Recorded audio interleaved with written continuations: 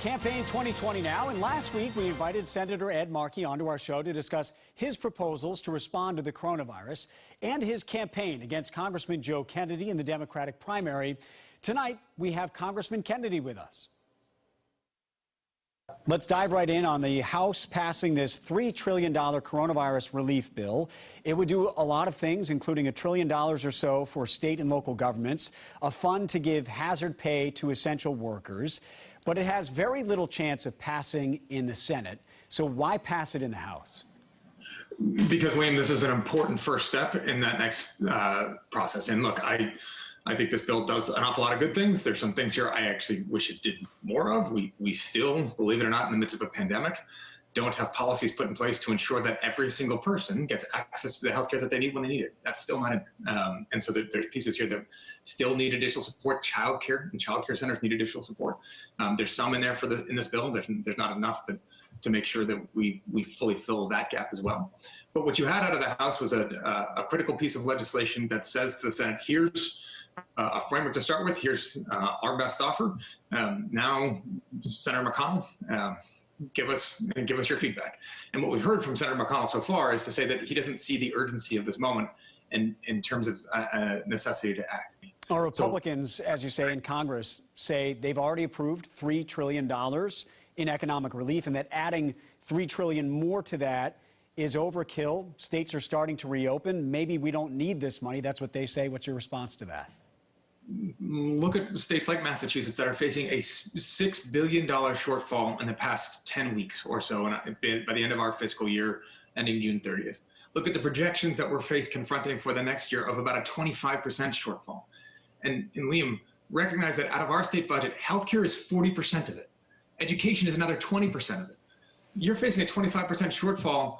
If you don't want to touch healthcare in the midst of a pandemic, which I don't think we want to do, if you don't want to take it out on the next generation of kids for our education, you got to cut 25% out of the remaining 40% of a budget. That's almost everything else has to get zeroed out. And it's not just Massachusetts. Almost every state in the country is facing this. You got 40 million people that have lost their jobs. How you don't think that there's a need to actually do something here to meet the needs of American families is beyond me. In addition to the House bill, you today are proposing the creation of a compensation fund for essential workers who get sick from the coronavirus and death benefits for the families of workers who actually die from the virus. So what specifically would this proposal do?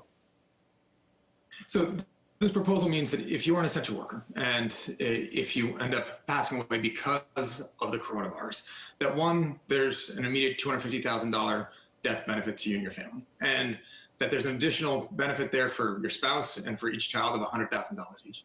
They were obligated to step up and fill this need, and many of them have paid with their lives. You are running against Senator Ed Markey in the Democratic primary for his seat. Some of your critics say you don't have a good answer to the question of why you're running to unseat Ed Markey. So I'll ask the question, why are you running to unseat Ed Markey?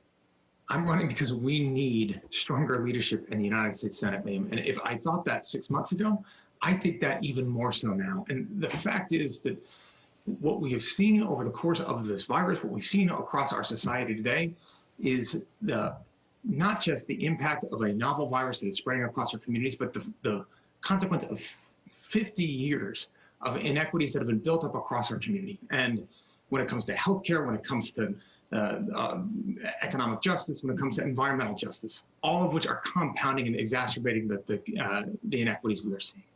And the fact is that I don't believe that Senator Markey has shown the vision or the judgment or even the track record of making sure that we confront these challenges directly and confidently. And if that's the type of leadership we need at this moment, and that's the type of leadership I'll bring to the U.S. Senate. On a lot of the policies, though, when it comes to the inequities you mentioned, he's aligned with you. So where's the difference? So I think, Liam, when you actually examine the senator's record, and the senator's running on his record, which is his right, but let's examine that record. You have a senator that in the midst of another crisis, right after 9/11, voted to give us the Iraq War and voted for the Patriot Act. In the midst of another crisis, a public health crisis with the war on drugs back in the 1990s, Senator Markey voted for a crime bill, which led to the highest rate of incarceration in the world and an incarceration of an entire generation of African-American men. And so I don't think that when you look at how Senator Markey's responded to a crisis, I don't think we can afford that judgment now. And for those who will say that those votes are votes from a long time ago. Those are kind of cast off to history. My generation is living with the consequence of those votes every single day. We've got a generation of folks fighting wars in the Middle East that weren't born when the towers came down. We spent $6 trillion on wars, money that could have gone into paying that $1.7 trillion in student loan debt, to investing in our clean air and clean water, to putting people to work.